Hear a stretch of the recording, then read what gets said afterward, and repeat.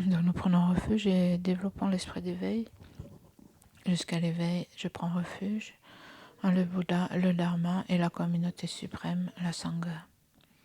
Jusqu'à l'éveil, je prends refuge en le Bouddha, le Dharma et la communauté suprême, la Sangha. Jusqu'à l'éveil, je prends refuge en le Bouddha, le Dharma et la communauté suprême, la Sangha. Grâce aux deux accumulations rassemblées par cette méditation, puissais-je devenir Bouddha afin d'être bénéfique à tous les êtres. Grâce aux deux accumulations rassemblées par ma pratique de cette méditation, puissais-je devenir un Bouddha afin d'être bénéfique à tous les êtres. Grâce aux deux accumulations rassemblées par ma pratique de cette méditation, puissais-je devenir un Bouddha afin d'être bénéfique à tous les êtres.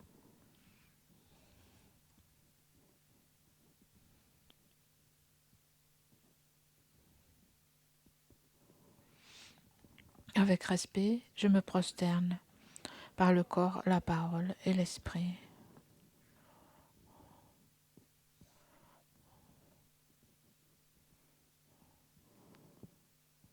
Je présente des myriades de toutes sortes d'offrandes réelles et imaginées.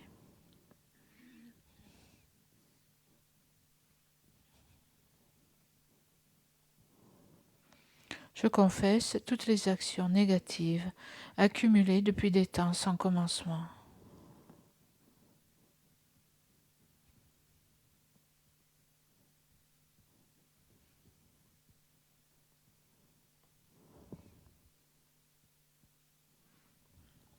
Et je me réjouis des mérites de tous les êtres sains et ordinaires.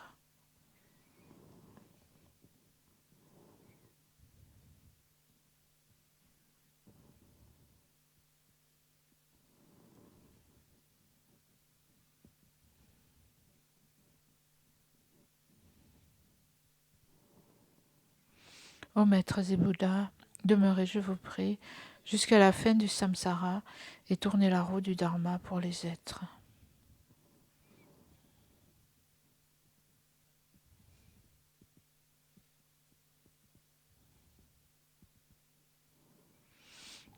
Mes propres mérites et ceux de tous les autres, je les dédie à l'éveil suprême.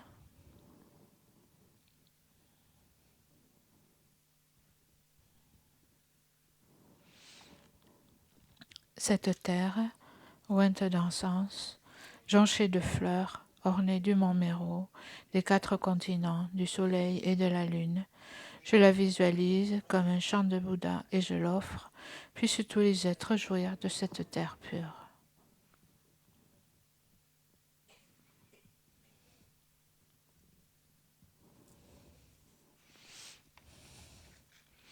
Je prends refuge et je me prosterne devant le Maître et les 3 joyaux précieux. Veuillez, je vous prie, bénir mon esprit.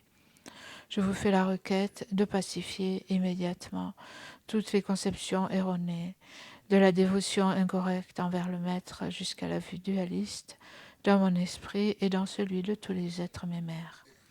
Je vous fais la requête de susciter dans mon esprit et dans celui de tous les êtres mémères toutes les réalisations correctes, de la dévotion au Maître jusqu'à l'éveil.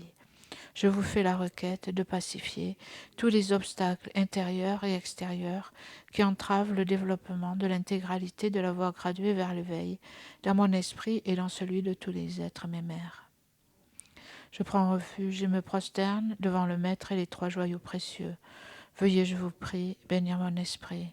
Je vous fais la requête de pacifier immédiatement toutes les conceptions erronées, de la dévotion incorrecte envers le Maître jusqu'à la vue dualiste, dans mon esprit et dans celui de tous les êtres mémères.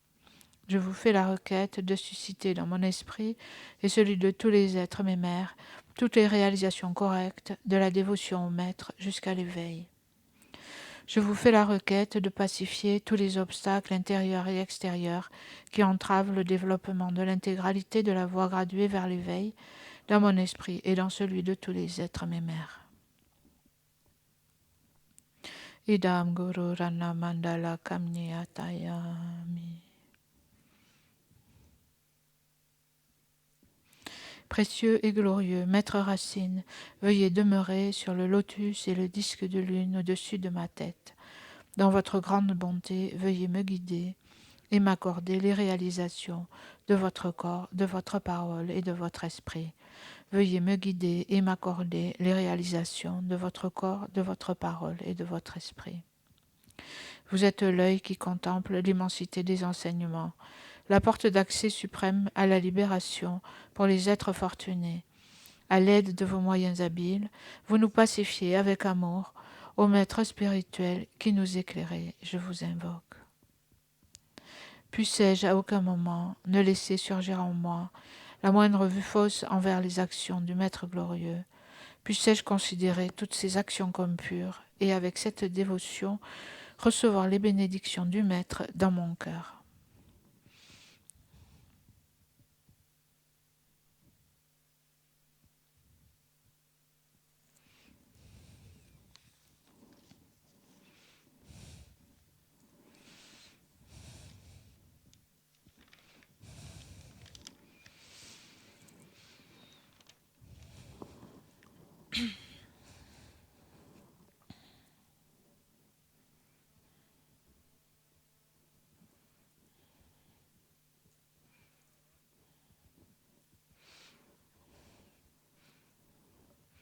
Donc à la fin de l'enseignement, Geshe-la a dit, la méditation elle est toute prête. C'est tout prêt pour la méditation, donc on va reprendre certains points qui ont été faits sur l'interdépendance. Nous allons les revoir. Je vais reprendre mes notes et on va revoir ce qui était dit sur l'interdépendance, qui est aussi ce qu'on a fait hier. Je vous rappelle, hier, nous avions parlé dans la méditation surtout des exemples qui montrent comment l'interdépendance, le troisième niveau, le plus subtil, de comment les choses existent en fonction de la désignation sur une base.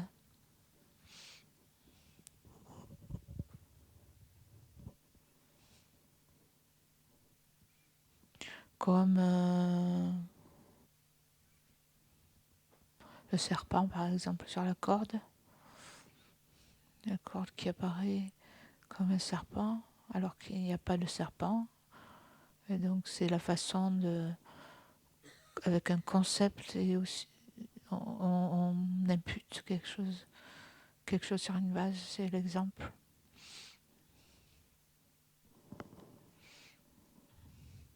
Et donc en commentant le fait que la forme est vide, qui veut dire en fait la forme est vide d'existence réelle.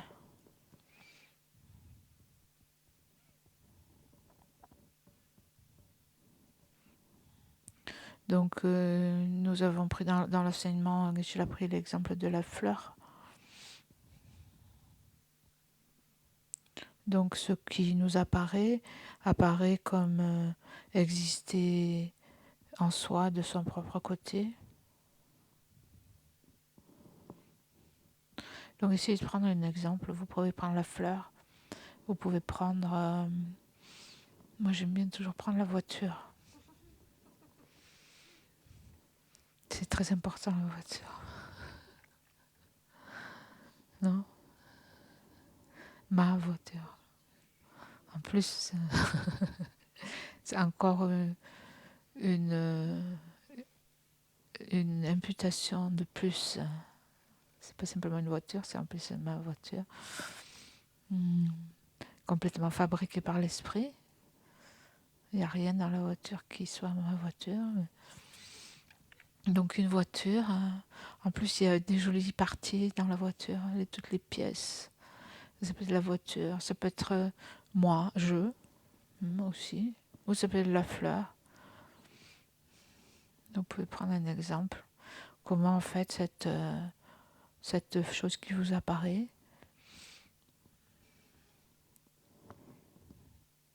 Donc si c'est une fleur ou une voiture, c'est une forme qui est un objet de la vision.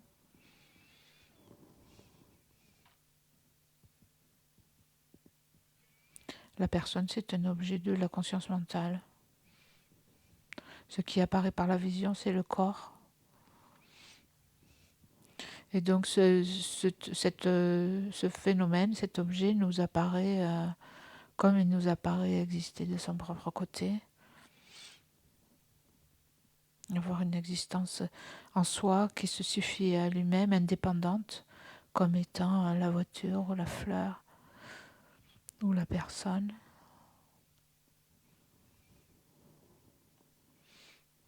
Et si on regarde en fait, si on interroge cette apparence,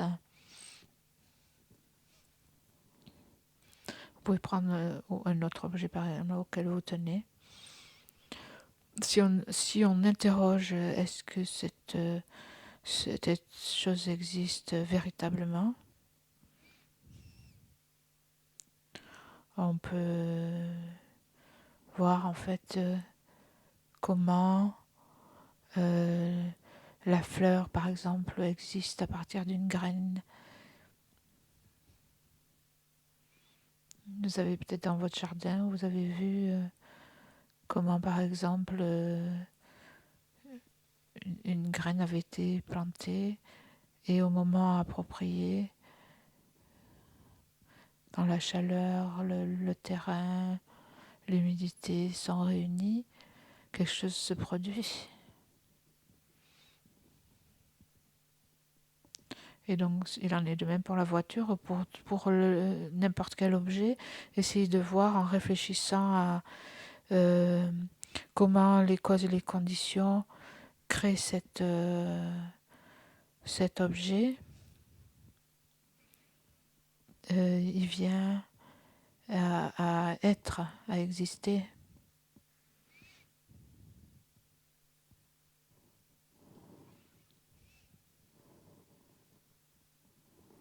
Voir comment en fait cet objet, cette chose existe simplement parce qu'il y a des causes et des conditions qui font qu'il a été créé.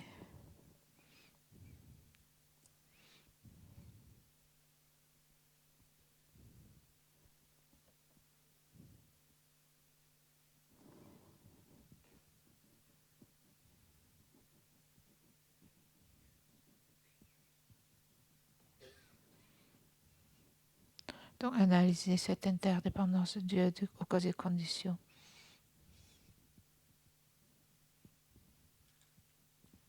Et voyez si cela fait cette analyse amène une différence dans votre perception première de cette chose existant en elle-même, par elle-même, et avec sa propre identité.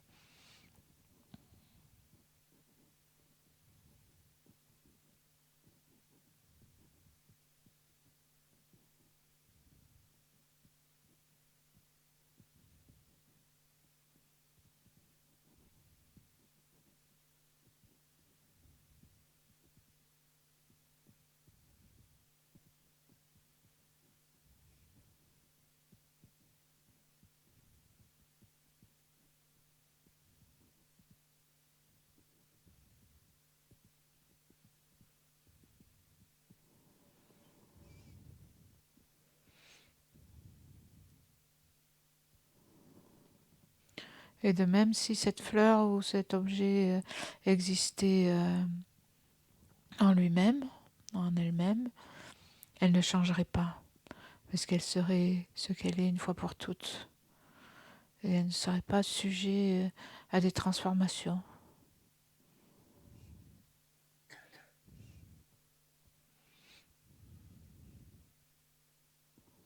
Or, cet objet change. Essayez de voir de façon évidente, même d'impermanence grossière, que ce soit la fleur ou la voiture ou n'importe quel objet, on voit que avec le temps, il se dégrade, il y a une dégradation,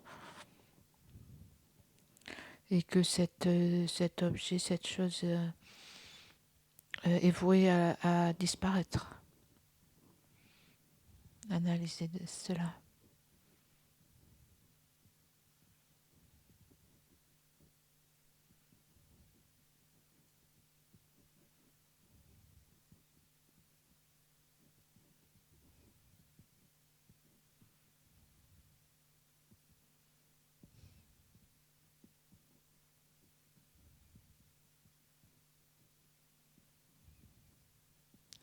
ce qui montre donc son caractère impermanent.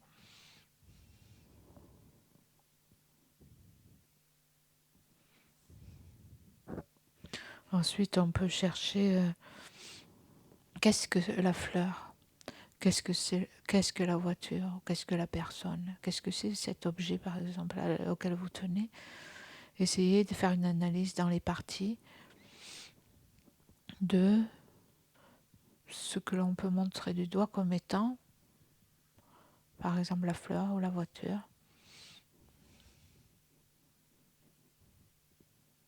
Et donc ça veut dire de façon littérale. Si quelque chose existait véritablement, tel que ça nous apparaît, on devrait pouvoir montrer ce qui est cette chose-là.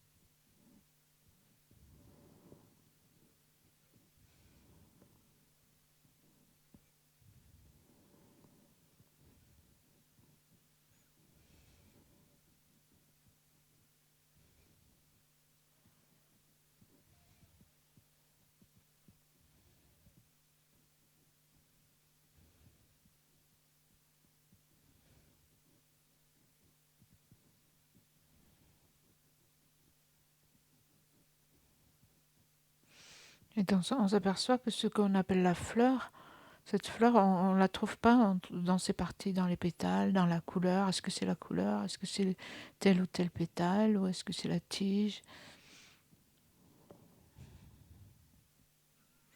Et donc c'est quelque chose euh, qui demande du temps et de l'analyse, d'arriver à cette conclusion, pour voir la véritable nature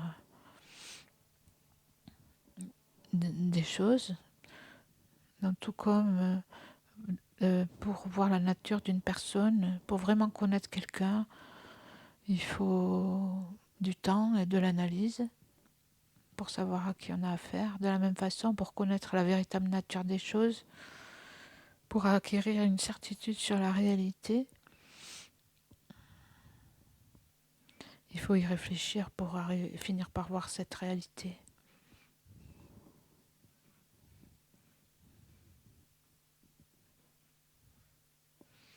C'est pour cela qu'il faut méditer, pas juste une fois ou deux, mais il faut méditer, étudier, et méditer de façon continue pendant longtemps, pour se rapprocher de plus en plus de cette réalité, de la vérité en fait, de ce qu'est la fleur.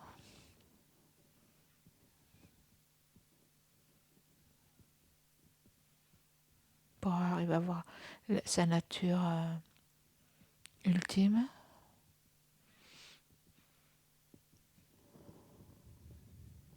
sa réalité ultime, qui est que elle n'existe pas sur cette base. La fleur n'existe pas sur la fleur que l'on voit.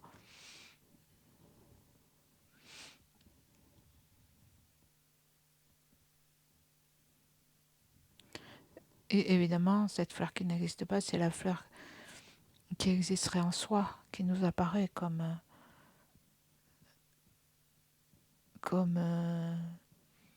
existant dans l'absolu, à première vue.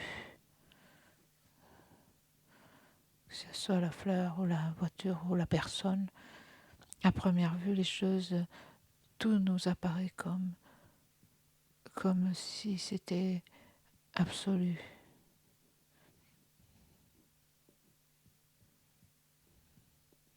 Véritable, hein, et une existence véritable. Et donc cet objet ou cette fleur existant véritablement, on ne le trouve pas. Il n'existe pas.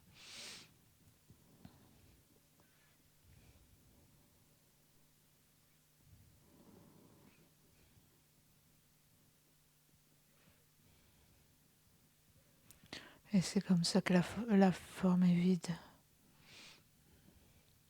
Ici, la fleur ou votre objet est vide de ce type d'existence.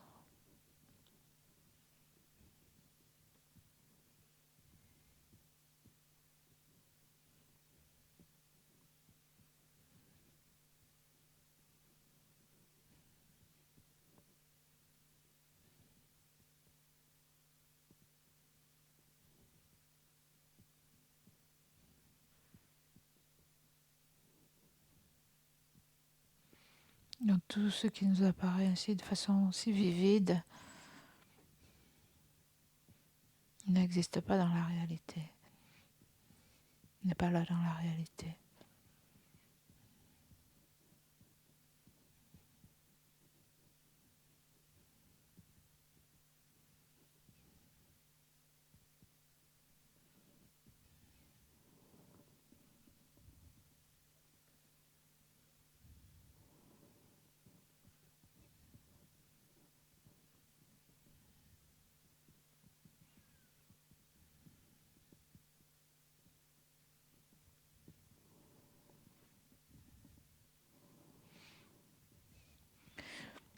Mais ne pas trouver la fleur ou l'objet ne veut pas dire qu'elle n'existe pas du tout. En fait, elle existe sur l'ensemble de ces parties dans lesquelles on ne trouve pas une fleur existant véritablement. Sur l'ensemble de ces parties, la fleur est simplement désignée.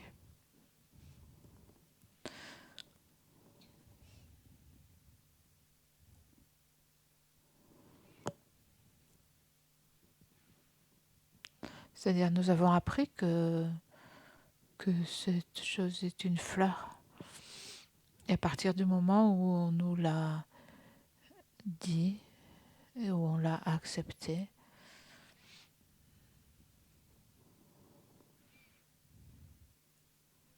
c'est à partir de ce moment-là que cette chose-là nous apparaît en tant que fleur.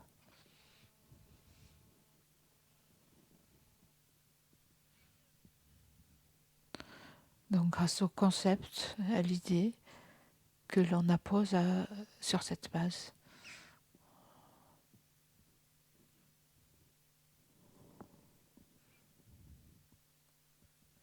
Et donc de cette façon, tout existe ainsi, comme étant simplement désigné sur la base, comme une lettre, on a vu hier, par exemple la lettre M ou n'importe quelle lettre, existe du côté de l'esprit. N'apparaît qu'à partir du moment où on nous a dit ce que c'était et qu'on y croit.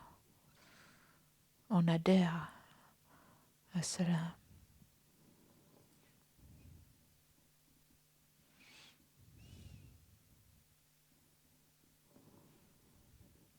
Donc si la lettre existait de son propre côté, sans être simplement désignée par l'esprit, on saurait qu'est-ce que c'est avant qu'on nous l'apprenne. Puisque ça existerait du côté de l'objet. Et donc c'est comme ça pour tout. On saurait que c'est une fleur avant qu'on nous l'apprenne.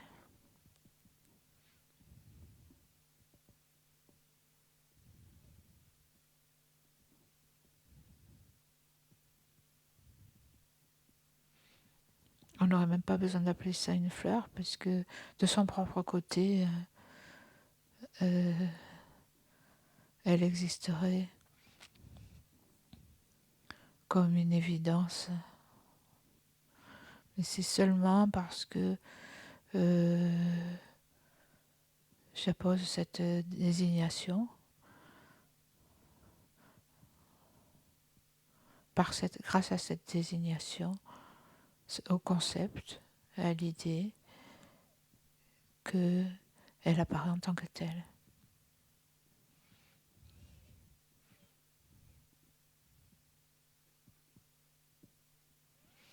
Et donc ça c'est un peu la vacuité et la forme, parce que c'est grâce au fait qu'elle n'existe pas véritablement qu'elle peut exister en étant simplement désignée.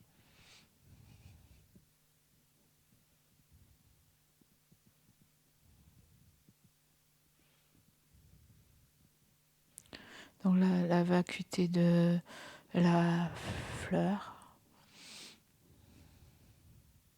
le fait qu'elle n'existe pas de façon intrinsèque, véritable, renvoie au fait qu'elle existe bien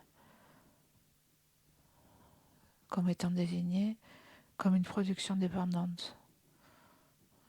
Elle n'existe que dans la dépendance.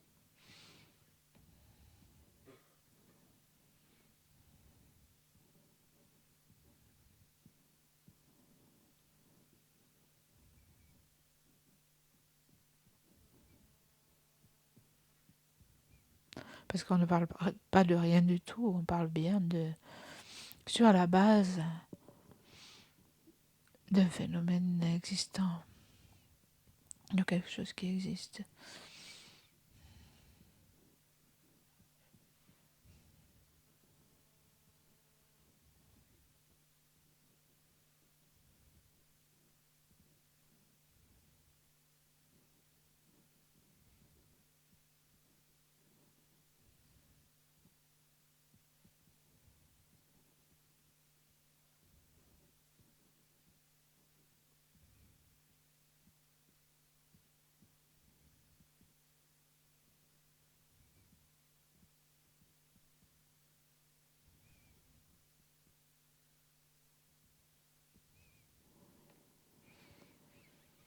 Et donc nous pouvons dédier l'énergie positive de cette méditation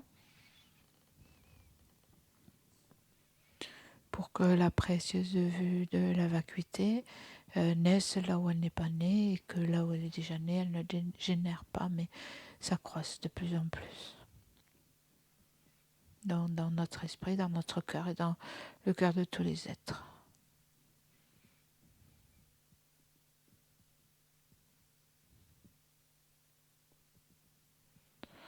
Et donc aussi que le précieux esprit d'éveil naisse là où il n'est pas né, et que là où il est déjà né, il ne dégénère pas, mais s'accroisse de plus en plus.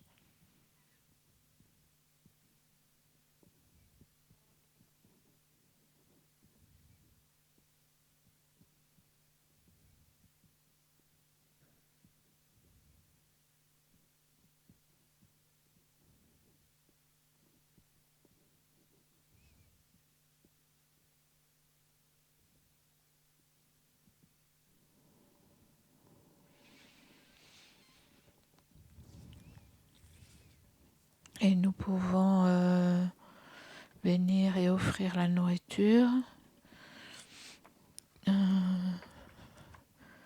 qui nous attend peut-être.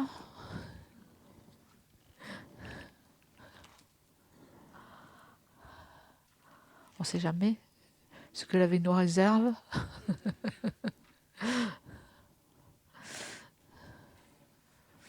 À la page 207.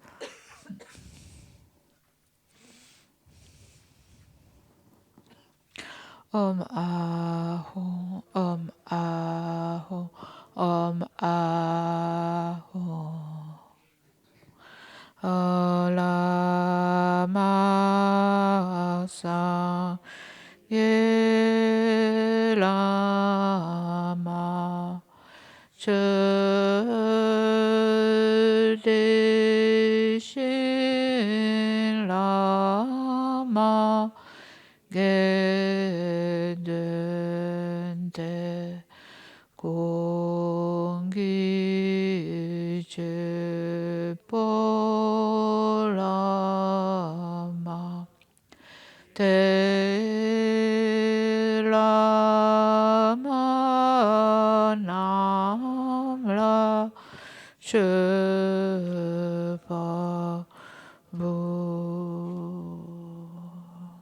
Puissions-nous, ainsi que notre entourage, dans toutes les vies à venir, ne jamais être séparés des trois joyaux, faire continuellement des offrandes aux trois joyaux et recevoir l'inspiration des trois joyaux. Au Maître suprême, le Bouddha précieux, au refuge suprême, le Dharma précieux, au guide suprême, la Sangha précieuse, aux trois joyaux, objets de refuge, je fais offrande.